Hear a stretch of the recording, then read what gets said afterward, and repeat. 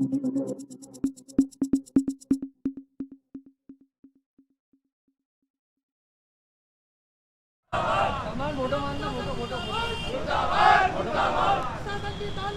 नहीं चलेगी, नहीं चलेगी, नहीं चलेगी, नहीं चलेगी, नहीं चलेगी, प्रशासन की तानाशाही नहीं चलेगी, नहीं चलेगी। हम आपके साथ माता जी, आप संघर्ष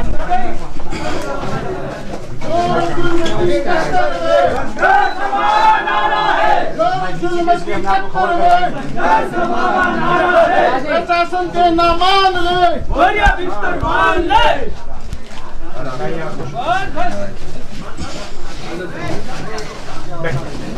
इधर आ जाओ, सुभाष भाई इधर आ जाओ, अंसार भाई इधर आ जाओ।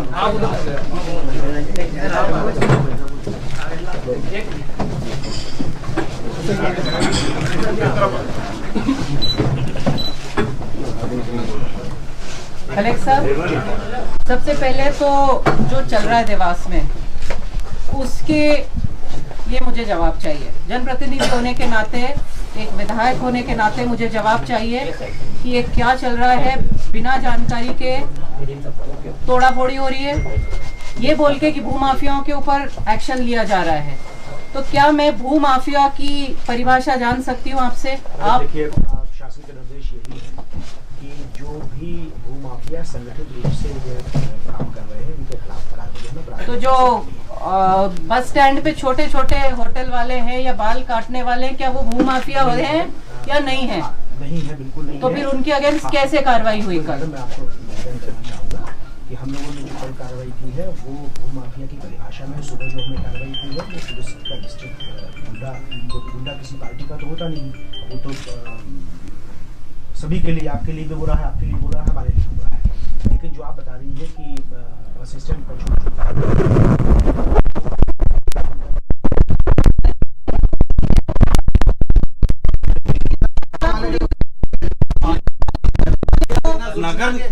बाल काटता है उसको मंदिर तोड़ दिया, मंदिर पे अभी मैं आ रही हूँ। मैं बस स्टैंड की पहले बात कर रही हूँ, मैं बस स्टैंड की बात कर रही हूँ। जूता पॉलिश करने वाला, बाल काटने वाला, जिसकी भोजन की दुकान है, छोटे छोटे तंदूर लगा के जो रोटी खिला रहे हैं लोगों को, उनके तोड़े गए हैं। बस स्टैंड में तो ये मुझे बताया गया है कि अगर उससे लोगों को असुविधा होती, मान लीजिए एनक्रोचमेंट कर दिया, तो ये भूमाफिया के तहत आया नहीं आया?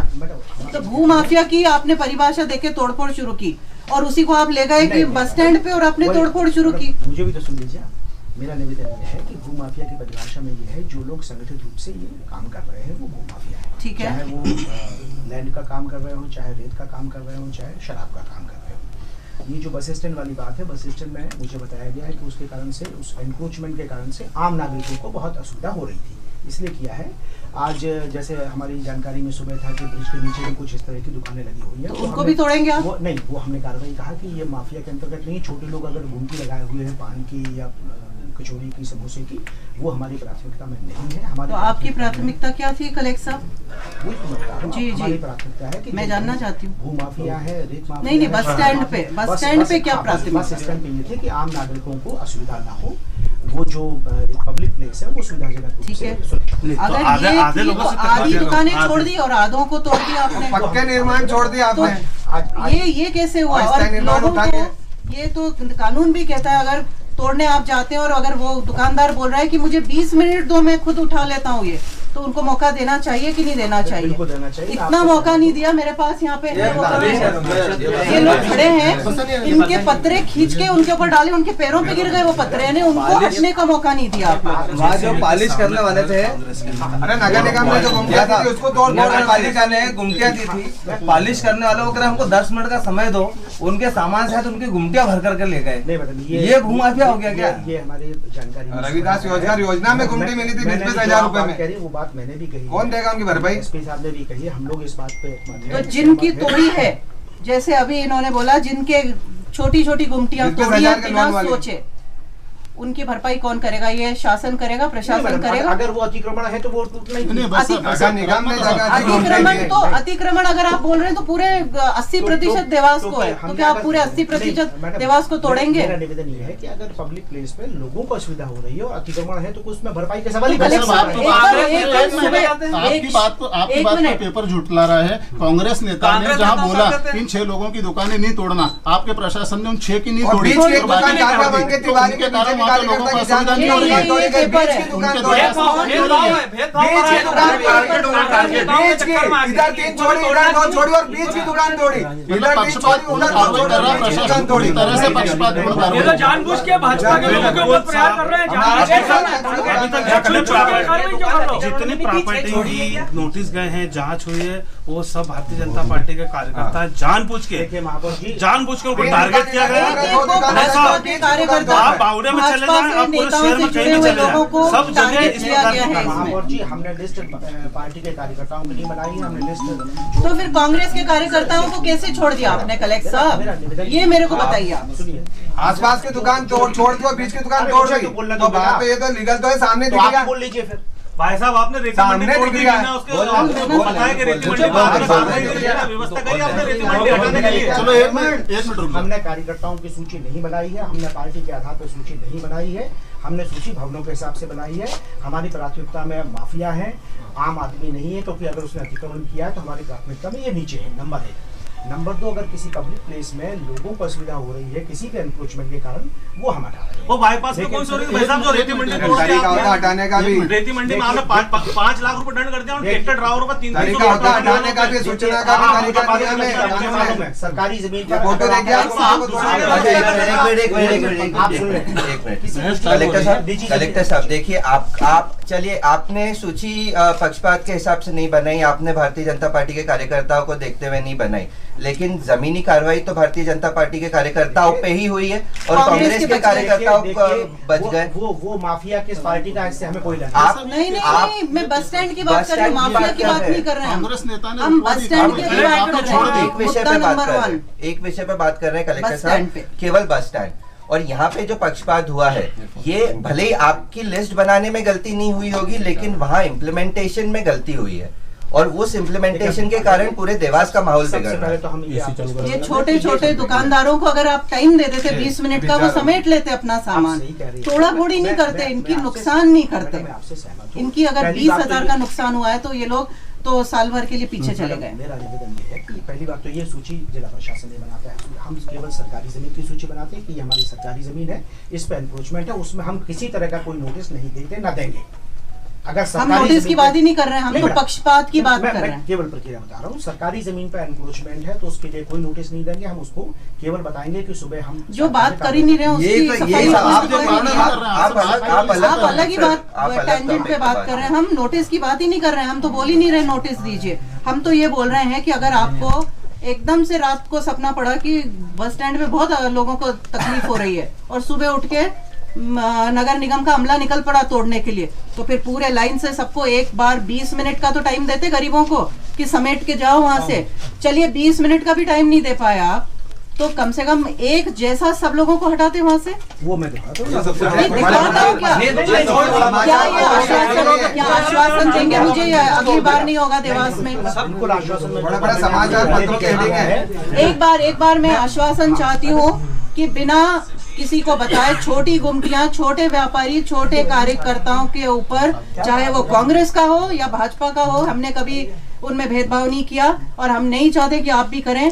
किसी को भी नुकसान नहीं करने से आप बचाने का वादा करते हैं क्या आप? वो उनको बोलना डिप्टी इलेक्शन ऑफिसर को बीसी बैठ जाए, हमारे बता दें कि भी हम।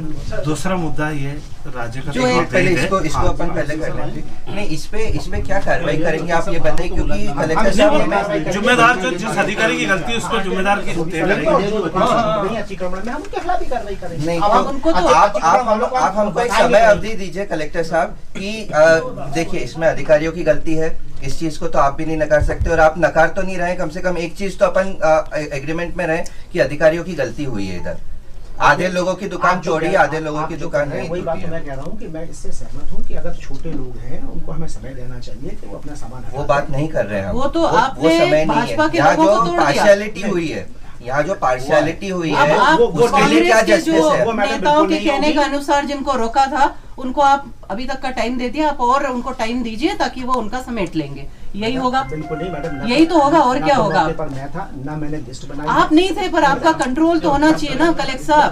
अब मैडम वही तो मैं आपसे निवेदन कहाँ है कंट्रोल, आप बताएं।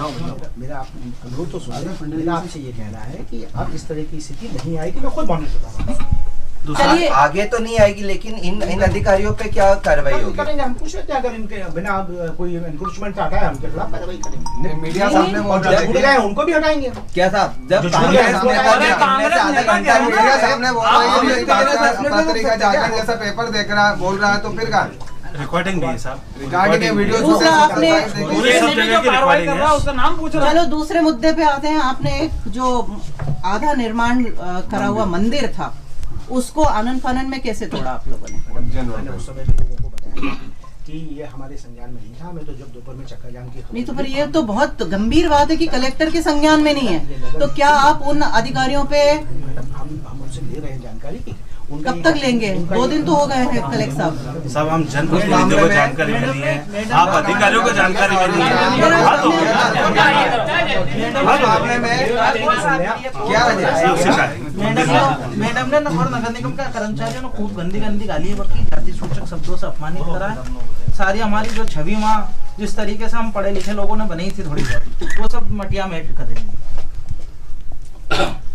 गाली बकने का अधिकार किसको? उसके बाद ये तो बहुत बड़ी अन्याय हुआ है कलेक्टर साहब, वाल्मीकि समाज के लोगों के साथ अन्याय हुआ है।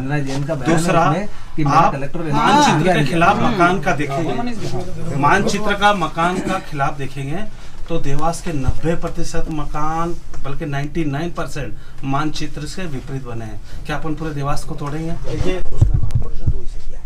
पहला तो ये है कि अगर किसी ने बिना अनुमति के निर्माण किया है तो सबसे पहले हम उसको नोटिस देके उसका हम हटाएंगे, नंबर 1। दूसरा, अगर किसी ने अनुमति ली है और अनुमति का वायोलेशन हुआ है तो उसमें एक तो अब आप तो महापौर ही आपको जानकारी में हो, कंपाउंडिंग की एक व्यवस्था है। कंपाउंडिंग की जो परमिशन ये तो रूल्स है कलेक्टर साहब जो आप बता रहे हैं, ये तो रूल्स है। कंपाउंडिंग का मौका ही नहीं दे रहे। ये रूल्स है जो आप बता रहे हैं। बहुत सारे बोले, कल मुझे बताया गया ये सही बात है, आप जो बता रहे हैं सही बात है, रूल्स है। तीनों मामलों में कंपाउंडिंग की एप्लीकेशन आई है, तीनों मामलों में हमने कार्रवाई कल रात में स्थगित की है, तीनों मामलों में।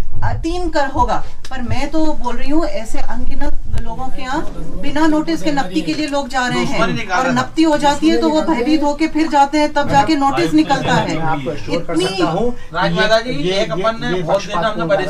नहीं, और आप कह रहे हैं कि आपको मंदिर तोड़ने की जानकारी नहीं थी। वो मैडम बोल रही है कि कलेक्टर और एसपी को बता के किया था, तो सच कौन बोल रहा है? मन में नहीं आ रहा। 9 बजे मीटिंग सरकारी सरकारी टेंडर से बना, वो जो समझौते में बना, सरकारी टेंडर से अनुमति थी, मौखिक सहमति थी नगर निगम की उस समय भी। नक्शा नगर निगम आयोग ने बनवाया, मौखिक सहमति थी और हम सब पार्षद गवाह उस बात के। सब मैं खुद था, मैं था, हम सब लोग थे। हिमांशु सिंह कमिश्नर थे, सब थे। उज्जैन रोड का सीएस बजट आया, उसमें रोड का चौड़ीकरण किया गया। उस मंदिर को पीछे हटाने के लिए हमने सारी योजना बनाई, सहमति से हुआ। अभी का रोड बनना था जो पीछे, हाँ, अभी तो कोई था नहीं, रोड का बन भी चुका है, रातों रात ऐसी सब क्या हो चुका है। वो आ गई थी कि मैडम मैंने भी यही कहा था कि अगर कोई स्ट्रक्चर है, उस स्ट्रक्चर में कोई भी आपत्ति आती, किसी धर्म विशेष का कोई अरे सबको बिठाते, बात करते, वहाँ के जनप्रतिनिधियों से बात करते कि इस मंदिर को उठाना है, उसको दूसरी जगह रख वो तो सकते थे। हम लोगों के लिए भी एक बड़ी समस्या थी। हमने बड़ी मुश्किल से सब लोगों को, सारे नागरिकों का सहयोग रहा, इसलिए वो चक्का जाम हमने खत्म करवाया। तो वो स्थिति दोबारा नहीं बनेगा। मंदिर जो हमने बताया, कलेक्टर साहब, ये आपके लिए भी शर्म की बात है और हमारे लिए भी शर्म की बात है कि आपको जानकारी नहीं है और हमें जानकारी नहीं है, और सरकारी अमला आके कोई चीज मंदिर जैसे निर्माण को ध्वस्त कर देता है, और सार्वजनिक जगह पे कि उसमें न तो कोई मूर्ति थी, न पूजा होती थी, स्ट्रक्चर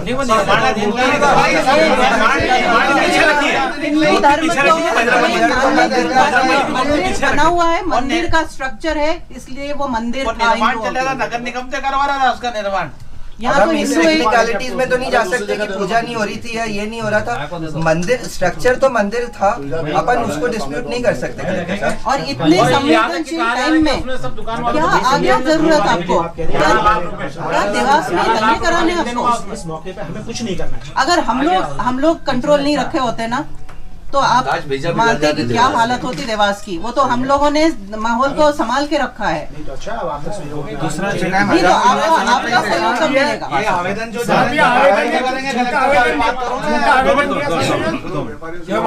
भाजपा का पार्षद है, अभियान चला है, उसको बोला कि सफाई करना है, जरा सा बात को मैडम ने प्रेशर डाला और उससे आवेदन करा दिया। उसकी जांच हो रही है, पार्षद ने ज्ञापन दिया, उसकी जांच नहीं हो रही। तो आप माननीय एसपी साहब को निर्देशित करें कि वो इसकी जांच कराए विधिवत, और अगर दोषी दोनों है तो दोनों के खिलाफ कार्रवाई हो, और नहीं तो दोनों के खिलाफ कार्रवाई। दरोगा को हटाए तुरंत।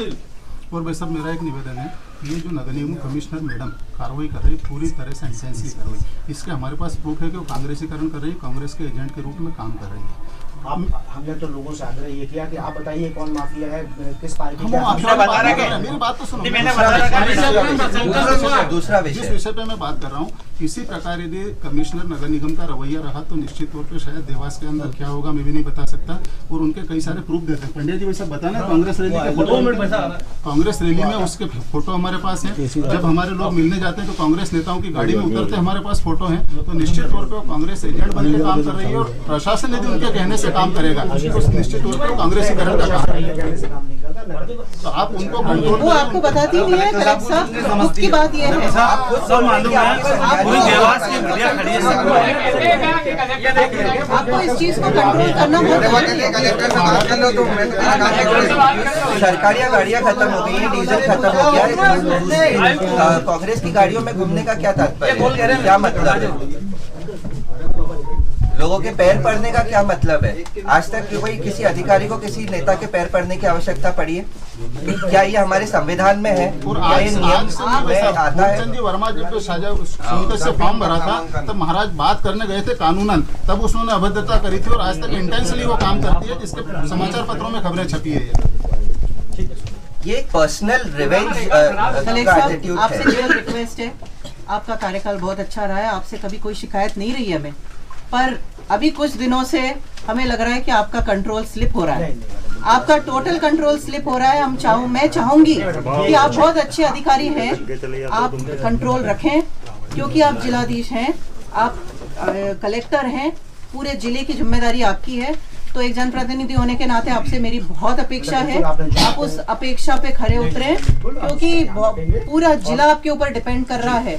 और इस तरह के काम अगर चलते रहे तो जिले में ना तो शांति होगी, ना लोग सुखी रहेंगे। और जो काम करने के लिए ये मैडम वहाँ बैठी हुई हैं, नगर निगम ना तो स्वच्छता पे ध्यान है, ना सफाई पे ध्यान है, ना विकास कार्यों पे ध्यान है, केवल तोड़ फोड़ पे और देवास को ध्वस्त करके रख देंगी।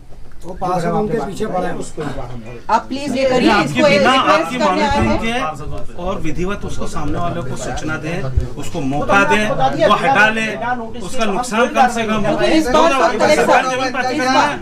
सुनो एक बार, इस बार बहुत शालीनता से आपके पास आए हैं, आपका ध्यान आकर्षित करने के लिए इन चीजों की तरफ, कि किस तरह से ये अधिकारी गैर उपयोग करते हुए लोगों को प्रताड़ित कर रहे हैं, भयभीत कर रहे हैं।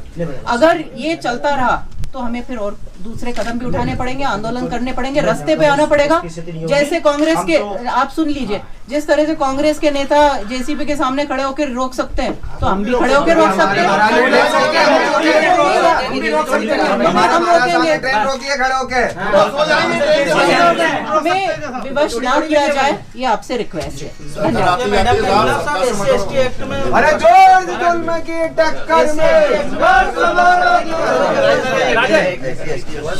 कलेक्टर साहब, एक हमने आवेदन दिया है आपको SC/ST एक्ट के लिए, उसकी जांच करा के पूरी क्या कलेक्टर साहब, पूरे देश में 90% बिना परमिशन के मकान है, तो अपन पूरे देवास पूरे देश देवास की बात नहीं कर रहा, 90%। ये बात तो हो चुकी है जी।